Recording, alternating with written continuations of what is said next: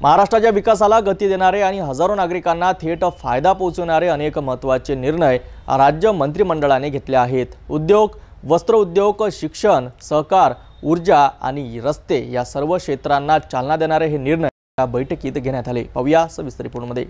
उद्योग विभागाचा मोठा निर्णय। एव्हीजीसी XR धोरण 2025 जाहीर।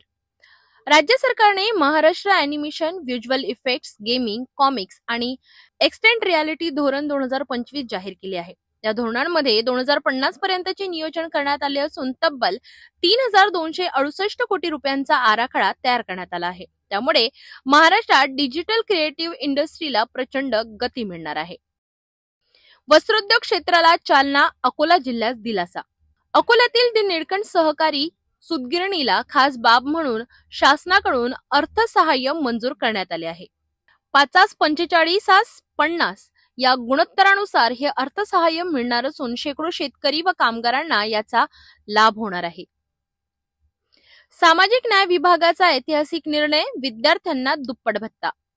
मागासवर्गीय शासकीय वसतिगृहातील विद्यार्थ्यांच्या दैनंदिन निर्वाह भत्त्यात तसेच विद्यार्थिनींसाठीच्या स्वच्छता प्रसाधन भत्त्यात जवळपास दुपटीने वाढ करण्यात आली आहे। हजारो विद्यार्थ्यांना व पालकांना दिलासा मिळणार आहे।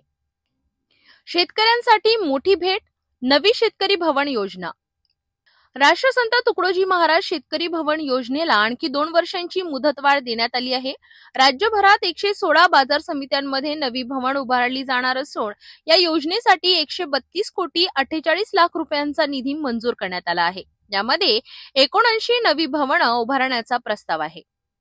संत्रा उत्पादकांना दिलासा, आधुनिक संत्रा केंद्र योजनेस मुदतवाढ। नागपूर, काटोल, कडमेश्वर, मोर्शी व संग्रामपूर येथे आधुनिक संत्रा केंद्रे उभारली जाणार असून योजनेला 2 वर्षांची मुदतवाढ देण्यात आली आहे। योजनेच्या स्वरूपात काही अनुषंगिक बदल करण्यास देखील मान्यता देण्यात आली आहे। भंडारा गडचिरोली द्रुतगती महामार्गाला हिरवा कंदील।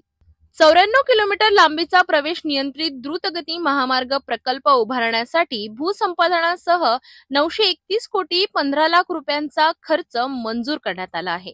महाराष्ट्र राज्य रस्ते विकास महामंडळाच्या माध्यमातून हा प्रकल्प पूर्ण होणार आहे। ऊर्जा क्षेत्रात मोठी क्रांती, संयुक्त उद्यम कंपनी स्थापन। महानिर्मिती आणि सतलज जलविद्युत निगम लिमिटेड यांच्या संयुक्त विद्यमाने 5000 मेगावॅट क्षमतेचे नवीनकरणीय ऊर्जा प्रकल्प उभारले जाणार आहेत। त्यामुळे हरित ऊर्जेला चालना मिळणार आहे। पायाभूत सुविधा उपसमितीला मंत्रिमंडळ समितीचा दर्जा। राज्याच्या पायाभूत सुविधा उपसमितीला आता मंत्रिमंडळ समितीचा दर्जा देण्यात आला आहे। यापुढे राज्यातील मोठ्या पायाभूत प्रकल्पांवर निर्णय प्रक्रियेला गती मिळणार आहे।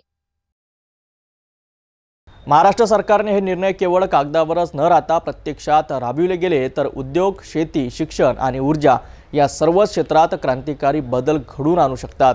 राज्यातील विद्यार्थ्यांपासून शेतकऱ्यांपर्यंत, गुंतवणूकदारांपासून सामान्य नागरिकांपर्यंत सर्वांनाच याचा थेट लाभ मिळणार आहे।